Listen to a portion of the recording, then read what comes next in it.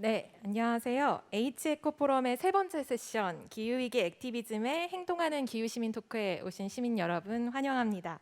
저는 오늘 모더레이터 역할을 맡은 그린피스의 유지연 시민참여 캠페이너입니다. 인사드립니다.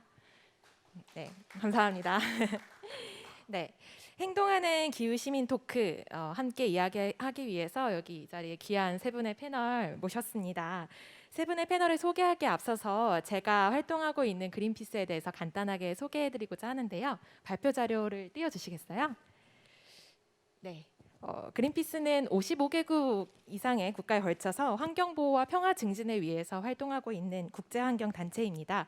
저희 단체는 1971년에 미국 정부의 핵실험을 저지하기 위해서 활동가들의 모임에서 시작을 했는데요. 그 이후에 올해로 그린피스는 설립 50주년을 맞습니다. 그래서 50년 동안 그린피스는 시민 여러분들과 환경 보호를 위한 긍정적인 사회적 변화를 만들어 왔어요. 간략하게 말씀을 드리면 많이 그린피스 활동을 아실 텐데 넘어갔네요. 죄송합니다. 네. 그래서 뭐 상업적 폭염 금지라든지 아니면 이렇게 삼성전자 같은 글로벌 기업들이 재생가능 에너지 전환을 할 수 있도록 요구하는 캠페인들을 해왔고요.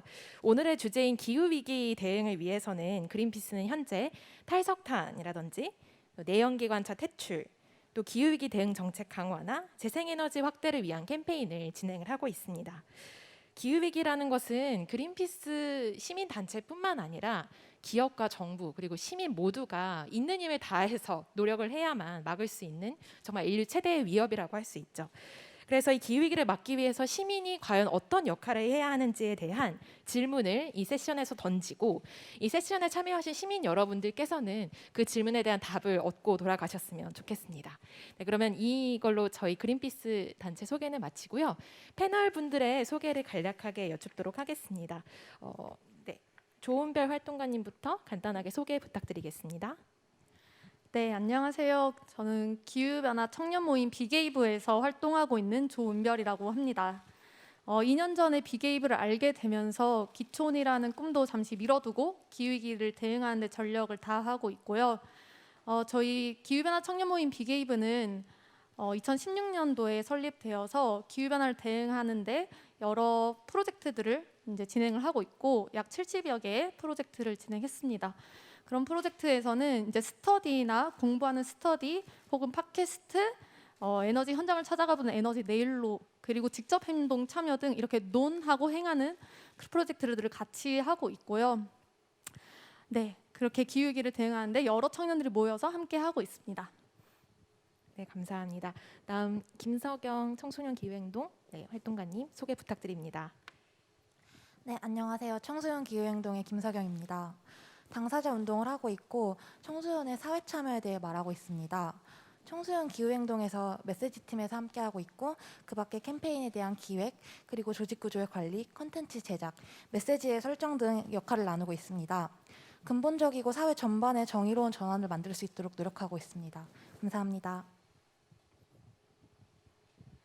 네, 반갑습니다. 저는 창원이라는 변방에서 영화를 만들어서 밥을 먹고 사는 김지한이라고 합니다. 제가 창원이라고 꼭 집어서 이렇게 말씀을 드린 것은 그 창원이라는 공간이 저에 대한 정체성의 문제이기도 하고요. 그리고 나의 경험, 감정 이런 것들이 섞여 있는 곳이고 그럼으로써 제가 그 공간에서 밥을 먹고 충분한 서사를 가지고 밥을 먹고 사는 그런 공간이기 때문입니다. 뭐 독립영화는 나의 정체성과 굉장히 많은 밀접한 관련을 가지고 있습니다. 제 주변에 환경운동을 하시는 분들도 많고요. 그래서 자연스럽게 이 환경운동이라는 것이 무엇인지 그리고 지금 현재 내가 무엇을 해야 되는 건지 이런 부분에 대해서 많은 고민을 끝에 기후시민 백과라고 하는 다큐멘터리 영화를 준비 중에 있습니다. 반갑습니다. 네, 감사합니다. 이렇게 다양한 영역에서 다양한 관점을 가지신 패널분들이 모여서 이야기를 하는 것이 상당히 기대가 되는데요. 먼저 저희가 준비한 공통 질문을 패널분들께 드려볼게요. 기후위기가 이 시대의 화두라고 할 수 있죠. 그렇기 때문에 H에코 포럼에서도 첫 번째 여는 주제로서의 기후위기를 다루신다고 하는 것도 이 이유 때문인 것 같아요. 물론 환경단체를 비롯해서 시민단체, 시민사회 활동가들은 지속적으로 기후위기다, 정말 기후 변화가 인류의 큰 위협이다라고 말해 왔지만 이 기후 위기를 해결하기 위해서는 시민 단체들뿐만 아니라 정부나 기업 또 시민의 참여가 정말 중요하다고 할 수 있습니다. 하지만 제가 느꼈을 때는 아직 한국 대중들 사이에서 기후 위기가 정말 큰 이슈로 부각되고 있는가, 또 많은 시민분들이 기후 행동에 참여하고 있는가에 대해서는 조금 의문을 제기하고 있습니다. 어떻게 하면 더 많은 시민들이 기후 행동에 동참할 수 있을까요? 이 질문에 대한 답을 패널 분들께 여쭤보고자 합니다. 먼저 김석영 활동가님 답변 부탁드립니다. 저는 얼마 전에 그레타 툰베리라는 영화를 봤어요. 네, 영화가 끝나고 나서 이제 토크쇼 같은 걸 함께 진행을 했던 프로그램인데 거기서 사람들이 하는 말이 환경 교육을 해야 한다, 개인적 실천이 너무 중요하다라는 말을 하는 거예요. 근데 영화에서 그레타의 대사가 있었거든요. 이게 개인적 실천으로 해결될 문제였으면은 처음부터 위기라고 부르지도 않았을 것이다 라는 대사가 있는데, 그런 대사가 나오는 영화를 보고 나서 나왔던 결론이 개인적 실천이 중요하다였습니다. 개인적 실천이 뭔가 개인이 할 수 있는 영역이 굉장히 적은 건 맞지만, 그렇다고 해서 해결책이 뭔가 환경교육, 개인적 실천 이런 것만 강조해서는 오히려 문제에 대한 이 위기의식을 흐린다고 생각을 합니다.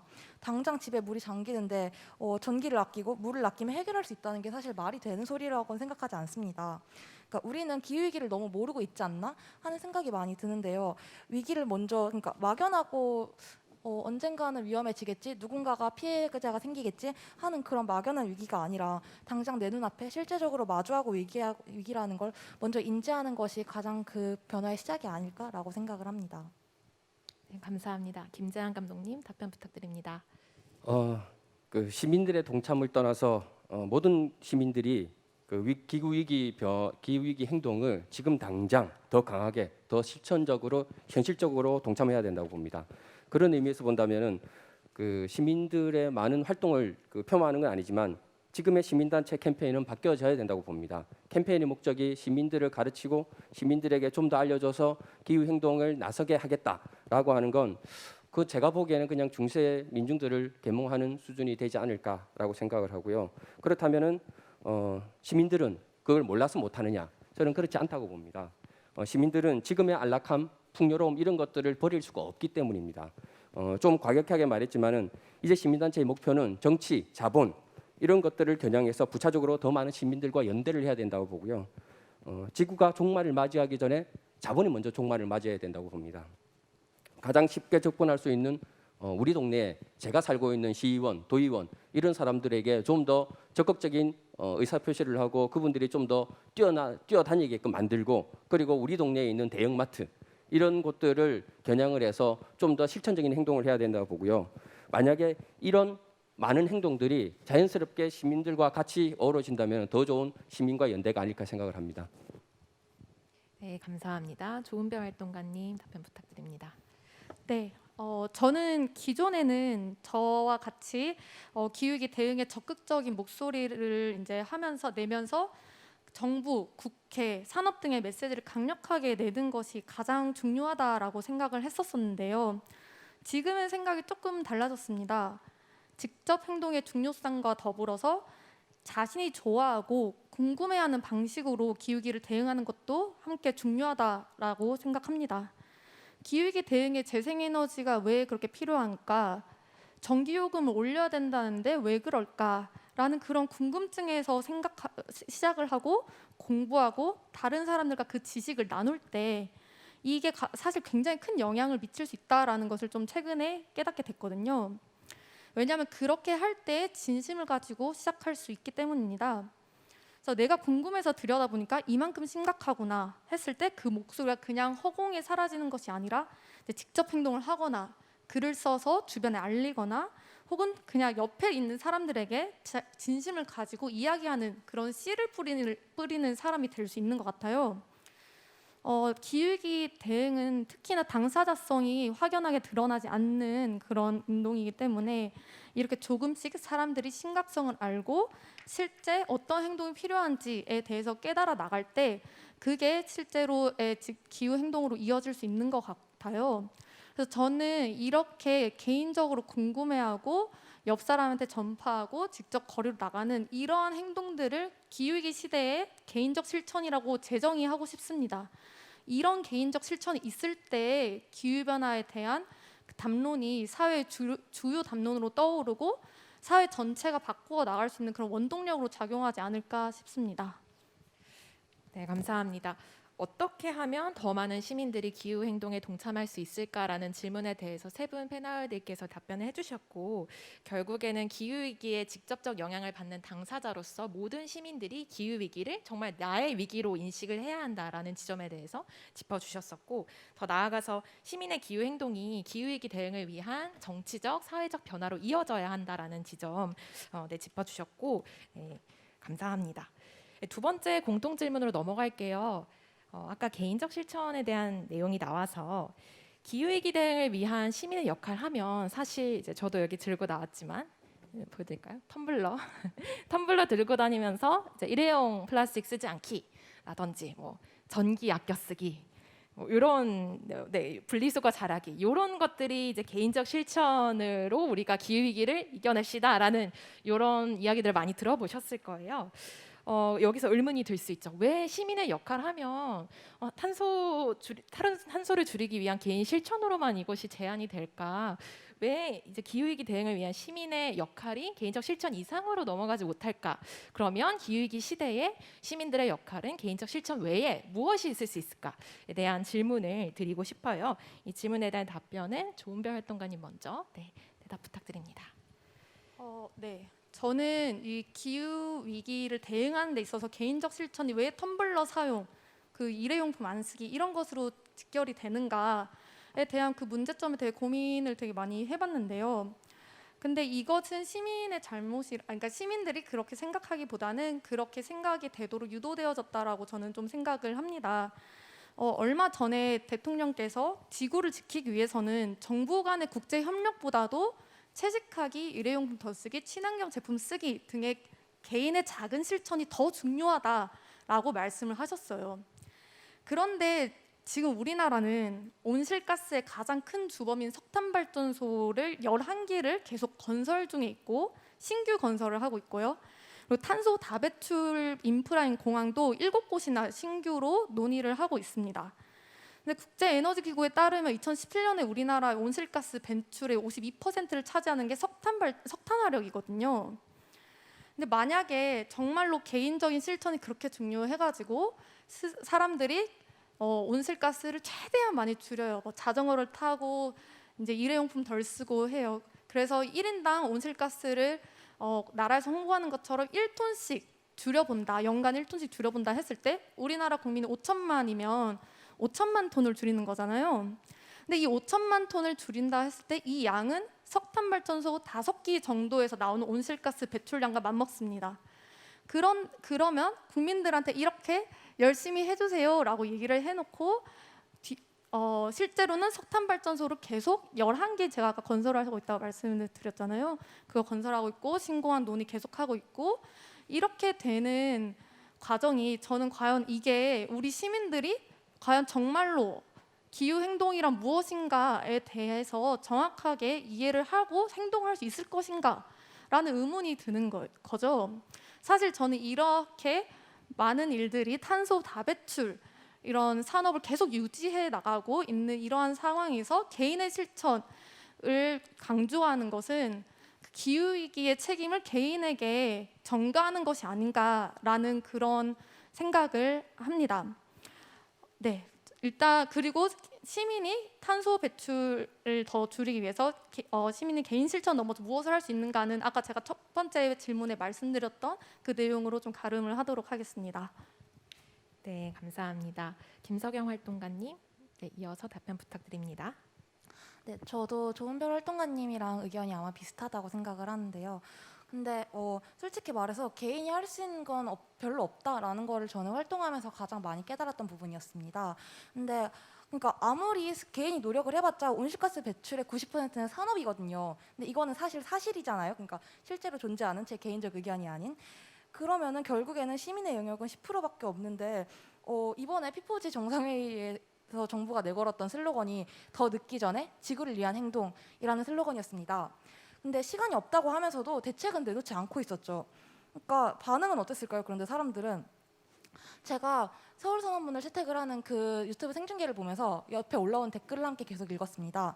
근데 증강현실 너무 멋지다. 우리나라 너무 자랑스럽다. 대통령님 잘 알겠습니다. 물 아껴 쓰고 텀블러 들고 다니고 전기 아껴 쓰기 꼭꼭 기억하겠습니다. 이런 반응들이 올라왔습니다. 이게 위기를 인정한 상황에서 이런 반응이 나온다는 게 사실 굉장히 슬픈 상황이긴 한데 이건 시민들만의 잘못은 절대 아니라고 생각해요.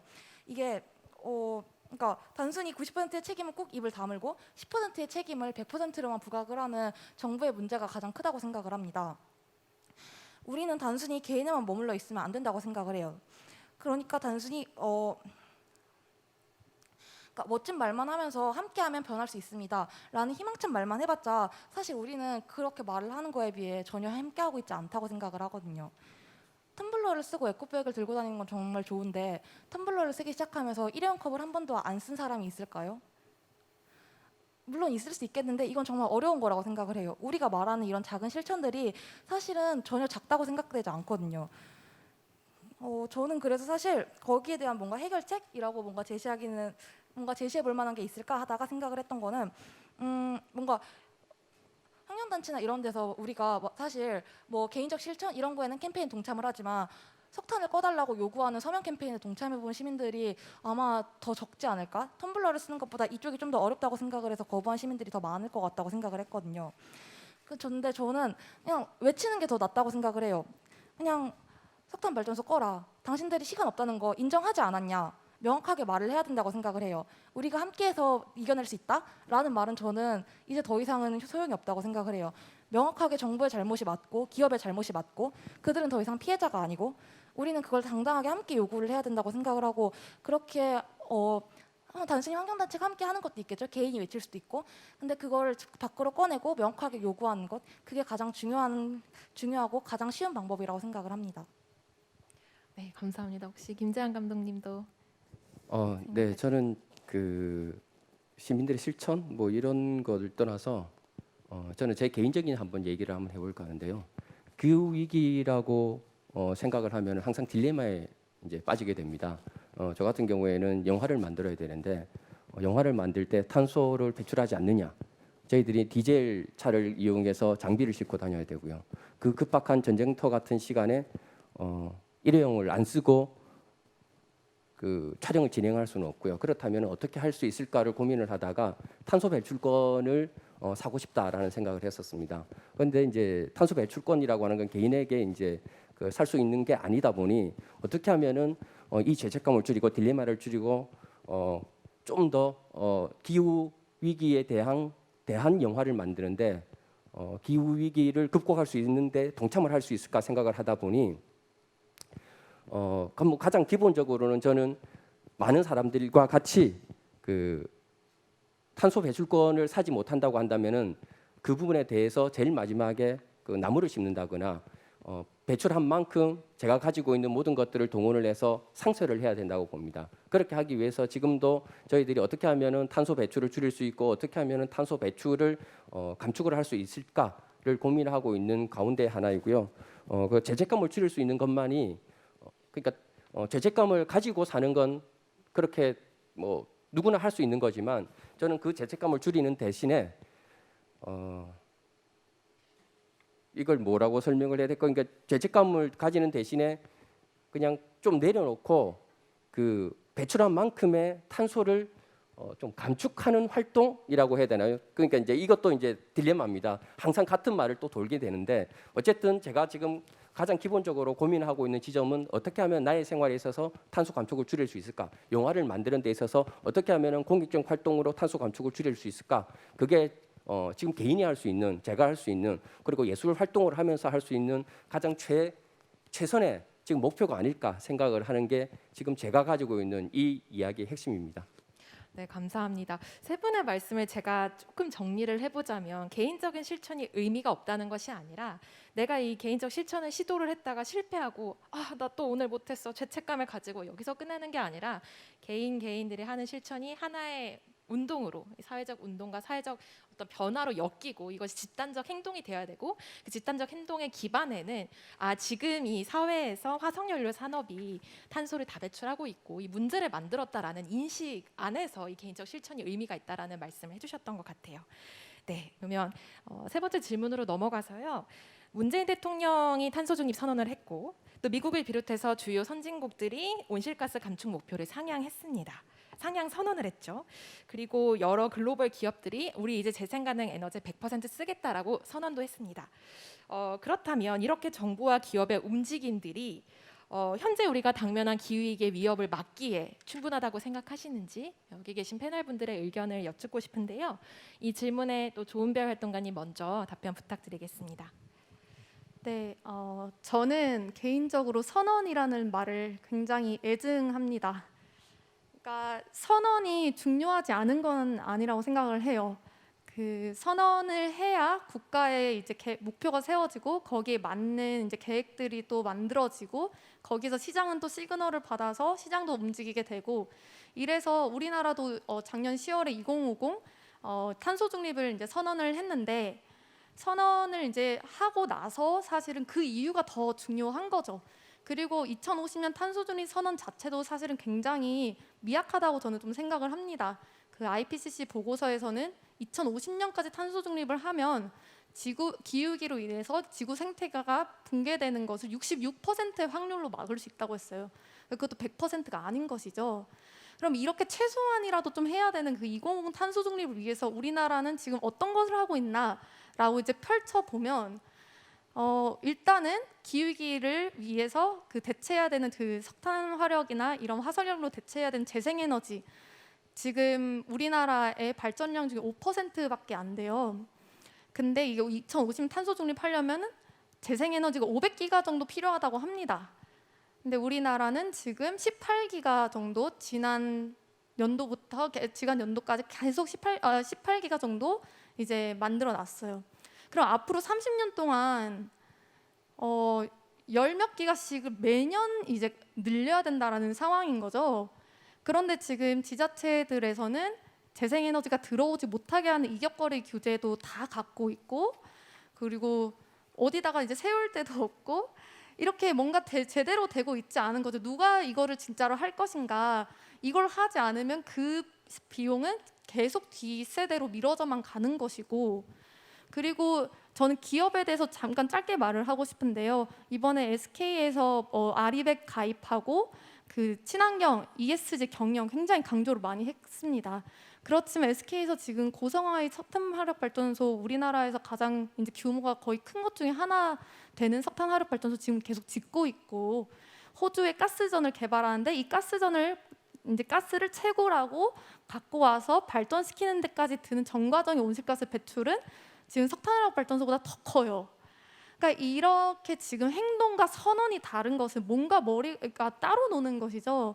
그래서 선언은 굉장히 또 중요하지만 제대로 된 선언을 한 다음에 그 선언을 하기 위한 경로하고 이행 방안을 제대로 세우는 것이 더 중요하다고 생각하고 저는 지금의 우리나라는 그것이 굉장히 미흡하다라고 이야기를 하고 싶습니다. 네, 김재환 감독님 어떻게 생각하시나요? 어쩌다 제가 영화를 만들면서 이제 공부를 하다 보니 솔직히 제가 보기에 이 모든 것들은 정치적 수사에 지나지 않는다라는 생각이 듭니다. 유럽의 온실가스 감축 목표도 자신들이 내뿜은 그 과거의 온실가스에 대한 진정한 반성 없이 올바른 온실가스 감축 목표라고 할 수도 없고요. 그 문재인 대통령의 탄소 중립 선언 같은 경우에도 이행에 대한 고민, 점검에 대한 고민 없이는 관심 이동일 뿐이라고 생각을 합니다.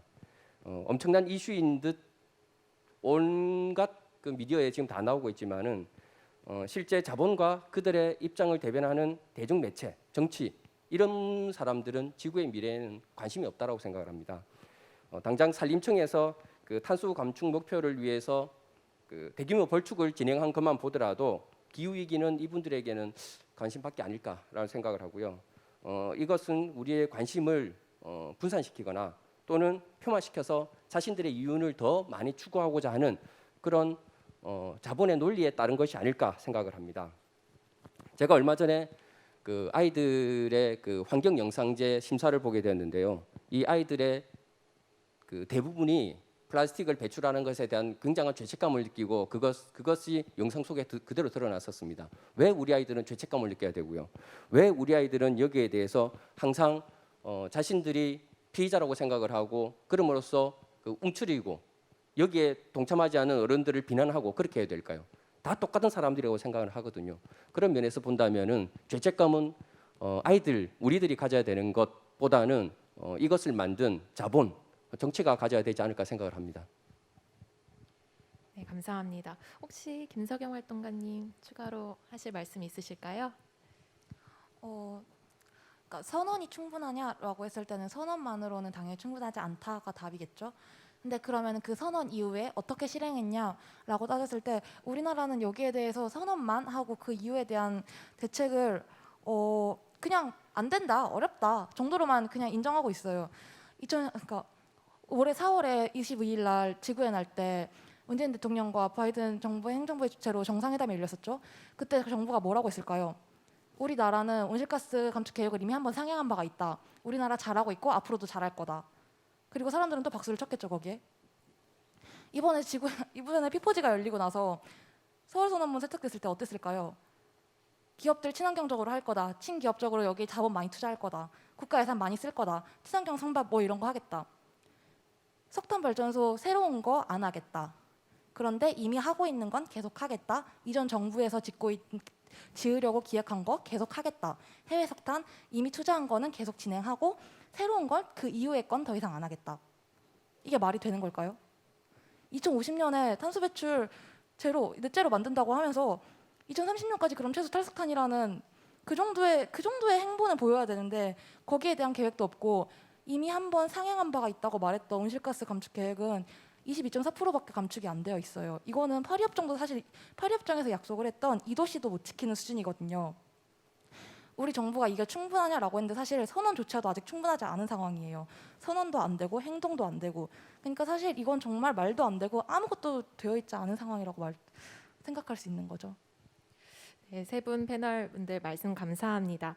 이 정치적인 선언이라는 것이 기업과 산업의 전환에 미치는 영향력은 분명히 있지만 그것이 실질적인 이행 단계로 넘어가기 위해서는 시민분들의 역할이 정말 중요한 것 같아요. 그래서 유권자로서의 시민, 또 소비자로서의 시민들이 정부와 기업에게 어떻게 요구하고 어떻게 견제하고 감시하는지가 정말 중요하다고 생각이 됩니다. 네, 공통 질문은 저희가 준비한 것들은 끝났는데 각 패널분들께 좀 개별 질문을 드리고 싶어요. 먼저 조은별 활동가님께 질문을 드리겠습니다. 현재 기후변화 청년 모임 빅웨이브에서 활동하고 계시잖아요.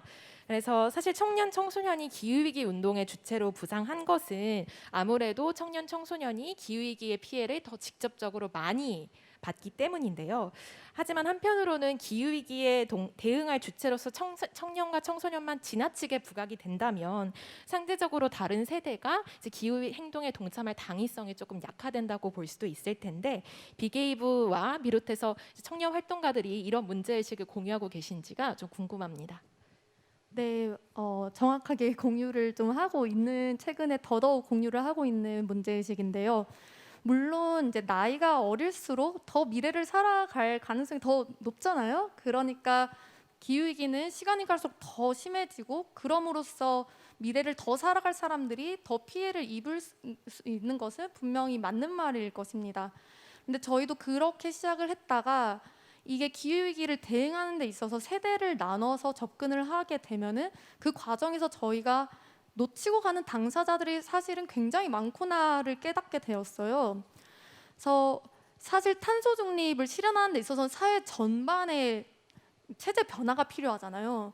그러면 석탄 발전소에서 지금 당장 일하고 있는 노동자분들이나 석탄 발전소 인근의 지역 경제 생각하지 않을 수가 없더라고요. 그리고 태양광을 설치하기 위해서 임차하던 밭에서 더 이상 농사를 짓지 못하는 농부분을 생각하면 안 됩니다. 이렇게 그 기후위기 당사자들은 저희들도 있지만 곳곳에 다 있어요.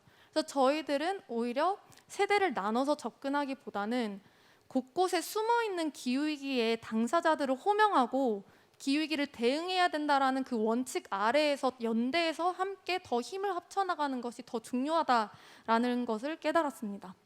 네, 정말 중요한 말씀 해주셨어요. 그러니까 청년 청소년만 기후 행동의 주체가 되어서는 안 된다. 모든 시민들이 기후 행동의 주체가 되어야 된다라는 말씀 정말 가슴 깊이 와닿는데요.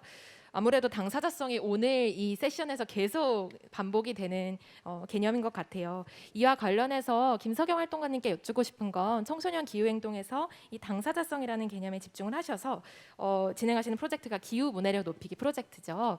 그래서 어떻게 하면 시민분들과 이 기후위기 문제의식의 접점을 넓힐 수 있을까요? 고민하시는 지점에서 출발한 것 같은데 이 포럼에 참여하실 시민분들께 기후 문해력 높이기 프로젝트에 대해서 소개해 주시면 좋겠습니다. 네, 현재 청소년 기후행동에서는 4개의 프로젝트가 진행 중인데요. 그중에 하나가 바로 기후 문해력 프로젝트입니다. 대중과 좀 더 가깝게 소통을 하고 기후 캠페인을 단순히 시민단체의 행동을 넘어서 뭔가 문화적 요소로 접근하는 방식을 많이 만들고 있습니다. 우리가 뭔가 행동을 하는 게 특별한 사람들이라서 행동을 하거나 환경 감수성이 높아서 그런 것이 아닌 누구라도 행동할 수 있다라는 것을 뭔가 보여주기 위해서 일상적인 콘텐츠를 제작을 하거나 영화를 상영한다거나 소모임을 만들고 토크 콘서트를 한다든 등 이런 문화예술적인 접근을 많이 하고 있습니다. 그중에서 이제 저희가 이 문해력 프로젝트 안에서 함께 캠페인으로 준비를 하고 있는 게 K-pop for Planet이라는 캠페인인데요. 이거는 아직 시작을 하는 단계라 저희가 뭔가 자세하게 말씀을 드리기는 조금 어렵지만 K-팝을 좋아하는 팬들이 국적이나 성별, 나이 이런 것들을 좀 떠나서 상관하지 않고 청소년과 같은 하나의 단위이자 주체로서 뭔가 함께 뭔가 행동할 수 있는 그런 연결고리를 만들어주는 플랫폼입니다. 그래서 덕질을 하면서 기후 대응을 하는 문화를 만들어가기도 하고 아니면 아티스트의 이름으로 선한 영향력을 만들어서 뭔가 함께 행동을 해볼 수 있지 않을까, 이걸 기후 대응으로 이끌어갈 수 있지 않을까라는 아이디어를 가지고 뭔가 시작을 한 만큼 많은 관심을 앞으로도 주시면 정말 감사할 것 같고 함께 참여해봐도 좋을 것 같습니다.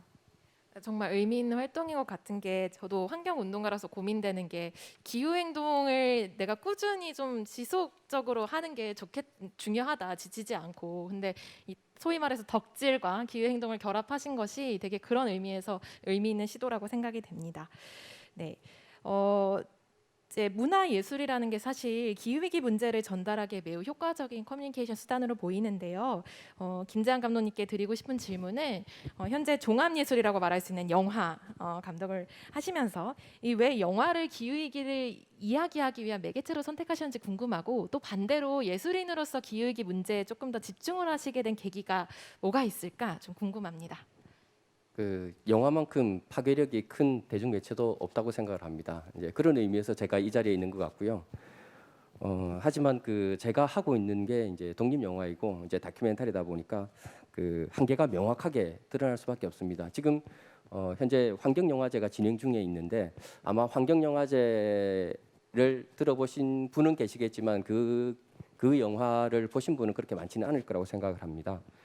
뭐 이렇듯 제가 그 하고 있는 일들이 확장성은 부족하지만은 뭐 제가 영화로 만들어서 잘할 수 있는 그걸 하기 위해서 지금 열심히 하고 있고요. 뭐 조금 안타까운 일이지만은 제가 열심히 만들어서 어떻게 뭐 공개를 해도 모르시는 분들은 또 모르실 겁니다. 근데 그런 의미에서 본다면은 봉준호 감독님이 한마디 하는 게 훨씬 더 파급력은 크겠죠. 이제 그런 의미에서 본다면은 제가 조금은 좀 씁쓸하고 안타까운 생각도 드는데, 그럼에도 이 기후 위기 이 시대에 어떻게 하면은 멈출 수 있을까, 어떻게 하면 시간을 되돌릴 수 있을까 생각한다면은 그 어떤 방법도 다 동원되어야 된다고 생각합니다. 네, 감독님, 봉준호 감독님만큼이나 그 이상으로 더 영향력을 발휘하시길 기대하면서 그래도 지금 준비하시는 영화 작품 조금 더 소개를 해주시면 좋을 것 같아요. 기후시민백과 어떤 내용으로 구성이 되고 있나요? 지금 기후시민백과는요, 그 지금 환경영화제에서 제가 몇 편을 봤었는데 그 환경영화제에서 나오는 이야기들은 1.5도, 기후위기, 지구온난화, 탄소중립, 탄소 감축 뭐 이런 이야기들이 거의 대부분입니다. 거기에 이제 자기들의 주장을 덧붙여서 영화를 만들고 이야기를 하는데 저 같은 경우에는 그 이 모든 것들의 본질은 인간이라고 보고요.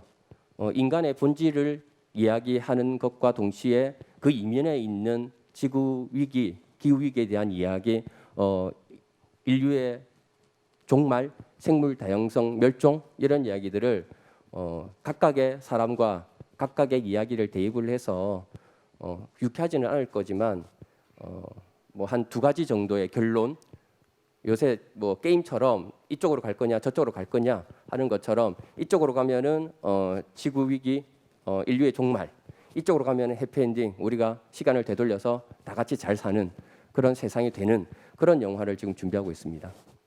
아, 네, 기대됩니다. 오늘 포럼에 참석해주신 분들 이 감독님 영화 나오면 다 보시기로 약속을 해주시고 계신 것 같습니다. 네, 저도 꼭 보겠습니다. 네, 마지막으로 조은별 활동가님께 질문을 드릴게요. 오늘 계속 이야기가 나오는 대로 기후위기 시대 시민의 역할은 개인적 실천을 넘어서서 정치적 사회적 변화를 지향한다. 그런데 이렇게 시민들이 정말 정치적인 목소리를 내는 것에 호응을 해서 정부에서도 정책 결정권자들도 이 시민의 목소리를 잘 들어야겠죠. 그래서 실제로 그 2050 장기 저탄소 발전 전략 수립을 위한 국민 토론회라든지 그런 정책 결정 과정, 미니 수렴 과정에 많이 참여를 해보셨는데 앞으로 정부에서 어떻게 하면 시민의 목소리를 이 정책에 더 잘 반영할 수 있을까요? 이 부분에 대해서 이제 대답 부탁드립니다.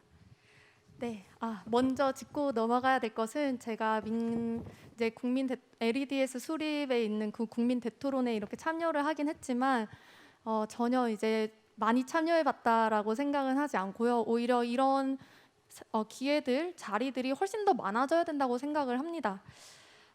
일단 시민들의 의견이 더 그 기후위기 대응 정책 수립에 반영이 되기 위해서는 저는 두 가지를 말씀을 드리고 싶어요. 첫 번째로 그 정부가 사전에 미리 관련된 정보들을 요구할 때만 시민들한테 쥐어주는 것이 아니라 먼저 투명하게 공개하고 그것을 시민들이 이해하기 쉽게 제시를 해야 된다고 생각합니다. 탄소 중립, 특히 에너지 전환을 위한 그런 자료는 자료 요구를 해도 잘 주지 않아요. 그리고 내용이 굉장히 어려워요. 근데 이런 걸 꽁꽁 숨겨놓고 요구할 때만 준다는 것은 그 탄소 중립을 이제 만들어가는 그런 과정에 국민을 포함시키지 않는 것이나 마찬가지라고 저는 생각을 합니다. 그래서 정보를 투명하게 먼저 공개하고 그걸 국민이 좀 알기 쉽게 제시를 하는 것이 필요합니다. 두 번째는 아까 제가 서두에 말씀드린 거랑 연결이 되는 건데 정보의 타임라인에만 맞춰서 국민이 토론하게 하는 것이 아니라 이제 상시적으로 토론하는 자리가 마련이 돼야 되고 그 토론한 내용에 대해서 정부가 답해야만 한다고 생각해요.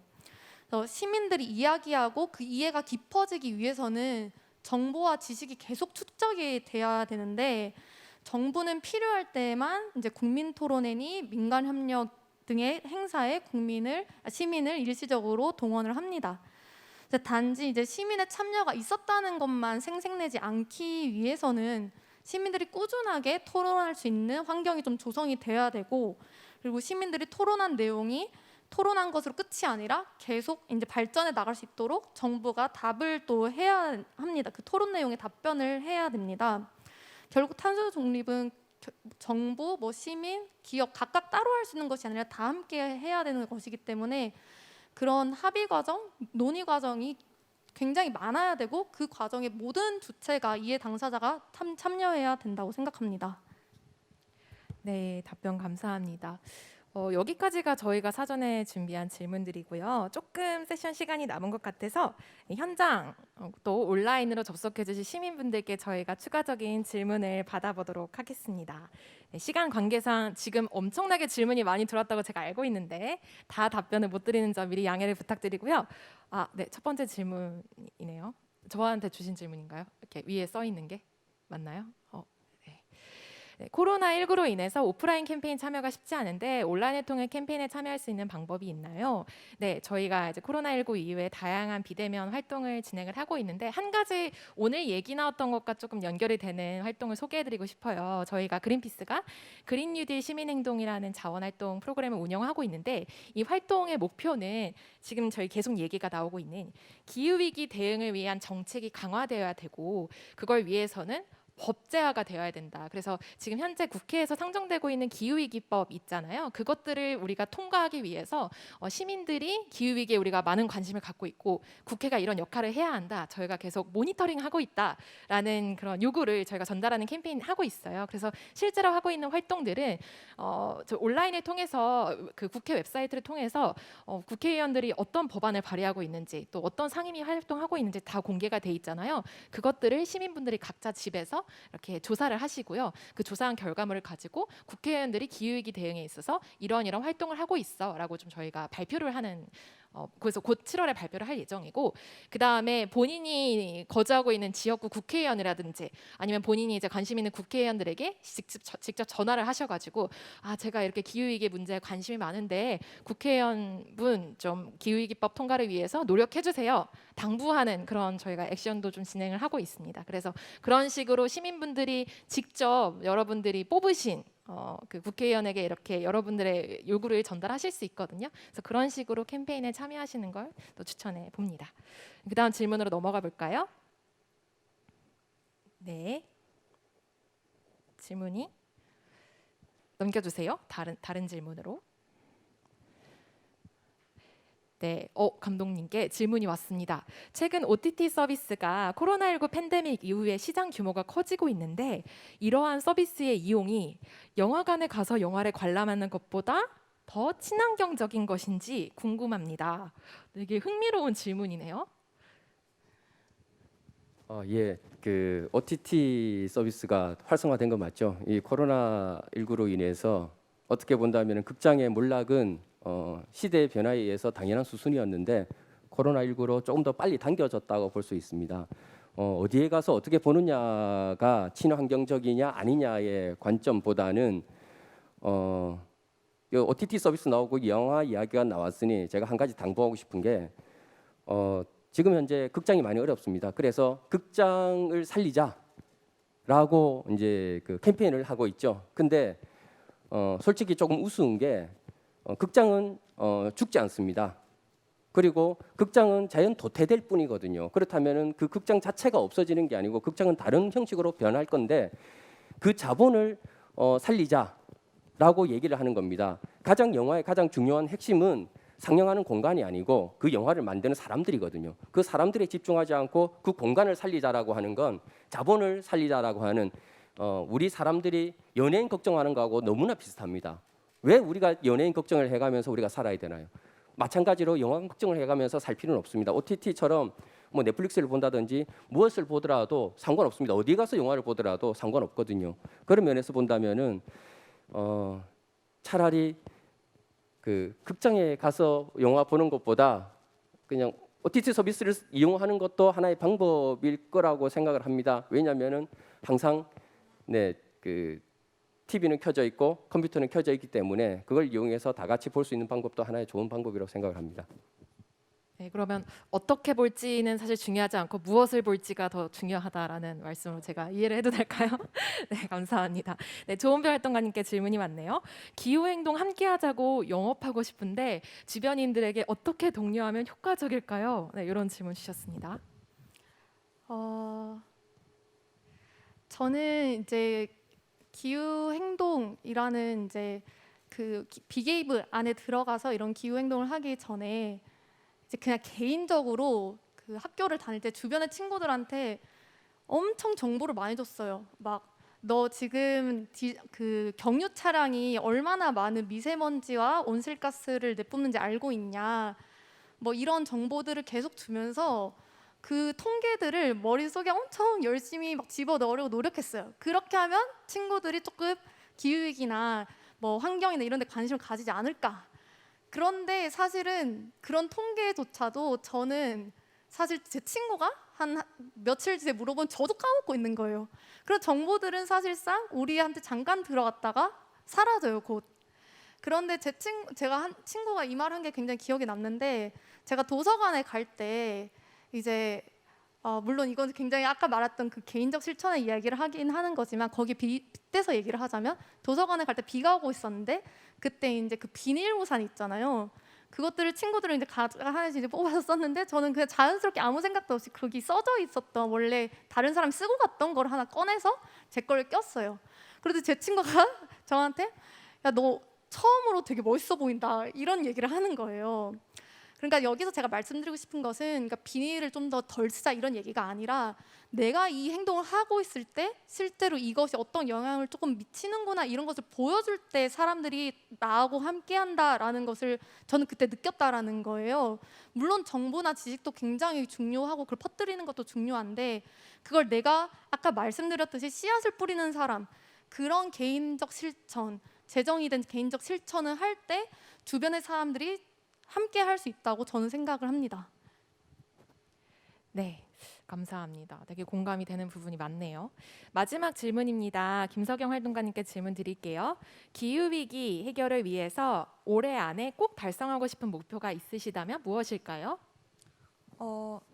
저희가 1년 목표를 하나 잡은 게 마침 있습니다. 저희가 지금 캠페인으로 진행 중인 게 기후 정치라는 캠페인인데 모두의 기후 정치라는 캠페인인데 내년에 저희가 대선을 치르잖아요. 근데 지금 대통령의 임기와 내년에 대선을 치르고 뽑힐 대통령의 임기를 포함하면 총 6년이 되는데 기후 위기를 대응할 수 있는 시간이 지금으로서 6년 정도 남아 있습니다. 그러니까 다음 대선은 정말 인류의 미래를 바꿀 수 있는 그런 선거라고 봐도 무방할 정도로 너무너무 중요한 상황인데 그럼에도 불구하고 기후위기라는 이슈가 아직도 엄청나게 중요한 정치적 의제와 선거의 의제로 다뤄지지 않는 상황이라서 저희는 올해 지금부터 시작을 해서 일주일 전 지난주에 런칭을 시작을 하긴 했는데 정식 런칭은 아직 조금 뒤에 있고요. 기후라는 그런 의제를 정치적으로 끌어내서 너무 당연하게 다뤄야 되고 너무 중요하게 다뤄야 되는 사회적 문제로 끌어올리기 위해서 지금 기후 정치를 끌어올릴 수 있는 함께하는 시민들을 모집을 하고 있습니다. 청소년 기후행동 홈페이지에서 기후 정치 크루로서 함께 활동하실 수 있고요. 저희는 올해 안에 이런 캠페인을 쭉쭉 해서 다음 대선 때 가장 기후위기 이슈가 가장 중요한 의제로 떠오를 수 있도록 하는 캠페인을 지금 진행 중에 있습니다. 네, 응원합니다. 정말 마음으로 진심으로 응원합니다. 네, 그러면 저희 아주 기가 막히게 이렇게 세션 마무리 시간을 마치게 되었는데요. 저희 그냥 끝내기 아쉬우니까 패널분들 돌아가시면서 오늘 마지막 발언 시민분들에게 꼭 내가 이 메시지는 전달하고 싶다 이 발언 마무리해 주시고 저희가 마무리하도록 하겠습니다. 순서는 김자한 감독님부터 이렇게 순서하겠습니다. 네, 아까 그 OTT 얘기를 하면서 어떤 영화를 볼 것인가에 대한 이야기를 했었을 때 딱 생각나는 게 이제 투마로우라는 영화가 있지 않습니까, 그렇죠? 투마로우는 영화는 내가 가진 권력, 돈을 이용해서 방주를 하나 사는 거죠. 그래서 타자와의 시선으로 보면은 다른 사람들이 죽든 말든 나만 살면 되는 겁니다. 그 사는 것들이 어떻게 본다면은 별 의미 없는 그러니까 관객의 입장에서는 별 의미 없는 거죠. 왜냐하면 그건 영화니까. 근데 제가 말씀을 드리고 싶은 건 영화를 본다 하더라도 그게 호구냐 아니냐에 대한 또는 재미있냐 재미없냐라는 것보다는 조금 더 기후 위기라는 인식을 가지고 거기에 대한 지구 멸망, 인류 멸망, SF 멸망된 지구 이후의 이야기 이런 영화를 한다면은 거기에 대해서 좀 더 많은 근원을 가지고 그 부분에 대해서 좀 더 올바른 이해를 가져서 우리가 기후 위기를 극복할 수 있는 방법 그런 것들을 나아가서 좀 더 볼 수 있는 그런 활용, 네, 그 예술의 활용이 되면 어떨까라는 생각이 들었었습니다. 네, 고맙습니다. 감사합니다. 네, 김석영 활동가님. 저는 지금 저기 이 자리에 올라와 있는 것만으로 세상은 정말 많이 바뀌었구나라는 생각을 많이 하거든요. 그리고 저희는 앞으로도 더 많은 세상을 바꿔나갈 것이라고 분명히 생각하고 있습니다.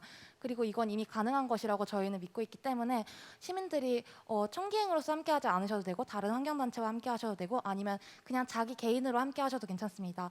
우리는 함께 있을 때 변화를 만들 수 있고 함께로서 세상을 바꿀 수 있을 것입니다. 우리 함께 캠페인이든 뭐든 상관없이 그냥 개인으로만 머물러 있지 않고 함께로서 캠페인에 참여해 주시거나 세상을 바꿔보도록 노력해 보셨으면 좋겠습니다. 고맙습니다. 네, 감사합니다. 조은별 활동가님. 네, 저는 기후 행동에 대해서는 오늘 충분히 말씀을 드린 것 같고 이 기회를 통해서 여기에 계시는 헤럴드 코리아 헤럴드 임원진 분들한테 언론의 기후 행동에 대해서 꼭 말씀드리고 싶습니다. 여기에 또 김보연 부사장님하고 정용식 상무이사님 등을 포함해서 많이 또 남아 계셔 주셔서 너무 감사드리고요. 끝까지. 그런데 언론의 기후 행동이란 무엇일까라고 저는 생각하면 사실 시민의 기후 행동과 크게 다를 바가 없다라고 생각을 합니다. 기업들이나 정부가 잘하고 있는 것도 칭찬하지만 못하고 있는 것을 명확하게 어떤 것들이 못하고 있는지 모니터링하고 그것을 진실을 말해주는 것이 언론에서의 기후 행동이 아닐까라고 생각을 하는데요.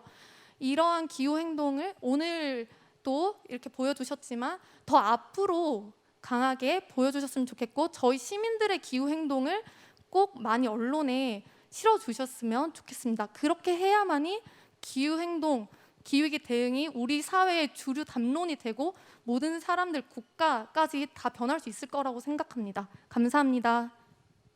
네, 이게 마지막까지 가슴을 울리는 스피치 세 분 패널 너무 감사드리고요. 네, 행동하는 기후 시민 토크 끝까지 참석해주신 여러분들 감사드리고 오늘 저희의 세 분의 패널 분들과 이야기하면서 느낀 점은 우리가 당장 지금 시작할 수 있는 것부터 시작하되 그 지향점은 정말 더 큰 사회적 변화, 정치적 변화를 우리가 바라보면서 그 실천을 시작해보자라고 좀 오늘의 이야기들을 마무리할 수 있을 것 같습니다. 네, 저는 모더레이터를 맡은 그린피스 유전 시민참여 캠페이너였고요. 다음에 좋은 기회를 통해 또 뵙도록 하겠습니다. 네, 감사합니다.